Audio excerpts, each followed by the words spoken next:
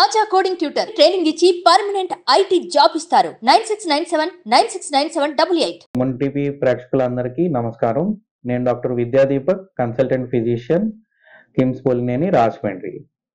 ఈరోజు ముఖ్యంగా అంటే మనందరికీ అవేర్నెస్ కోసం చేస్తున్న వీడియో బయట కిందే చెప్పాల్సి ఉంటుంది. మెయిన్గా ఇప్పుడు అందరూ భయపడుతున్న లేదంటే టీవీలో ఎక్కువ మనకి భయం క్రియేట్ చేస్తున్న వైరస్ అంటే కనుక హెచ్ఎంపివి వైరస్. హెచ్ఎంపివి వైరస్ అంటే హ్యూమన్ మెటాన్యూమో వైరస్. అంటే ఇది ఇప్పుడు అందరూ అనుకుంటున్నట్టు ఇది కొత్త వైరస్ అయితే ఏమీ కాదు. ఇది 60 ఏళ్ళ నుంచి వస్తున్న వైరసే. యూజువల్గా ఏంటది ప్రతి కాలానుగుణంగా కొంచెం వైరస్లో కూడా మార్పులు చేర్పులు రావడం వల్ల కొత్త స్ట్రెయిన్స్ అనేవి డెవలప్ అవుతూ ఉంటాయి. కోవిడ్లో ఎలా అయితే కొత్త వేరియంట్స్ అలాగ వచ్చినాయో దీంట్లో కూడా అలా స్ట్రెయిన్స్ లాంటివి డెవలప్ అవుతున్న సిచ్యువేషన్ కింద తీసుకోవాల్సి ఉంటుంది. యూజువల్గా ఒక అంటే మామూలుగా మనకి జలుబు, దగ్గు, కొంచెం ఫ్లూ జ్వరం ఎలాగొచ్చిందో అలాంటి సిమ్టమ్స్తో వచ్చేది. టెస్ట్ చేసుకుంటే కొంతమందిలో బయటపడే ఛాన్స్ ఉంటుంది. ఇప్పుడు వచ్చిన వైరస్ అయితే మాత్రం హెచ్ఎంపివి A to B అన్నట్టు చెప్పాల్సి ఉంటుంది. కామన్గా ఇదివరకు ఉన్న virus HMPV A to C అండి.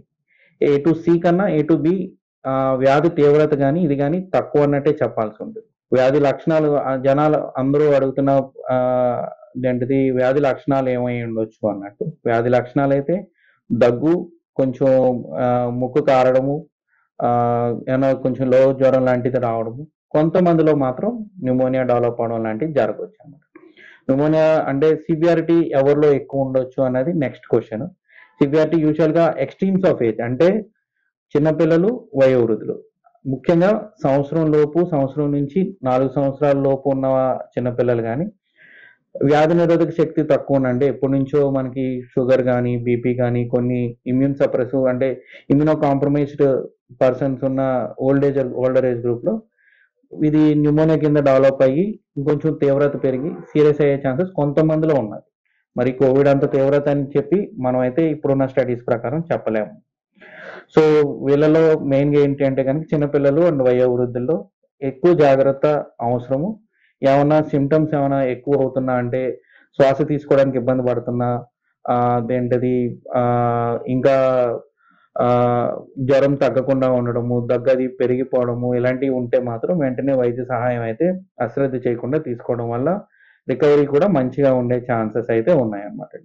రెండవ భయం కోవిడ్ లాగా లాక్డౌన్లు ఏమన్నా వస్తాయని. యూజువల్గా హెచ్ఎంపివి ఈ స్ట్రెయిన్ బాగా ప్రివలెంట్గా ఉన్న చైనాలో కూడా లాక్డౌన్ లాంటిది అయితే ఏమీ పెట్టలేదు. అండ్ ఆల్సో అక్కడ రికవరీ కూడా బాగానే ఉంది. సో అంత ప్యానిక్ సిచ్యువేషన్ అయితే అవసరం లేదన్నట్టే మన భారత ప్రభుత్వం కానీ లేదు అంటే కనుక మిగతా వైద్యులు కానీ తెలియజేస్తున్న దాని కింద తీసుకోవాల్సి ఉంటుంది. 4 ప్యానిక్ అయితే అవసరం లేదు కానీ కోవిడ్ లాగా ప్యానిక్ అయితే అవసరం లేదు కానీ కోవిడ్ సిచ్యువేషన్స్ లో నేర్చుకున్న మంచి అలవాట్లు అంటే చేతులు కడుక్కోవడం అని, రెండోది సోషల్ డిస్టెన్స్ మెయింటైన్ చేయడం అని, వీటి ద్వారా మనకి కొంచెం వ్యాధి వ్యాప్తిని అయితే మనం అరికట్టవచ్చు. దయచేసి ఎవరు భయపడొద్దు.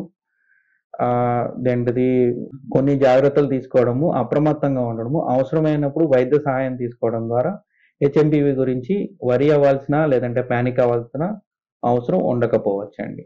Thank you.